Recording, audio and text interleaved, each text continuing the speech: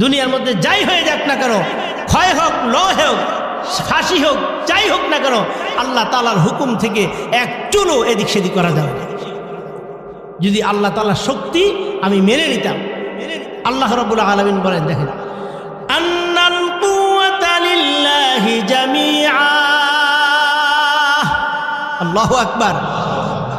আন্নাল কুওয়াতা, আল্লাহ তাআলা কুওয়াতুন শব্দের যে শক্তি, এটা বললেই যথেষ্ট ছিল, কিন্তু এর আগে আন্না শব্দ দিয়ে নিশ্চয়তা বুঝে শুধুমাত্র কেবলমাত্র জাস্ট ফর ওনলি আল্লাহ রাব্বুল আলামিনের কাছে শক্তি, আর কার কাছে কোনো শক্তি নাই।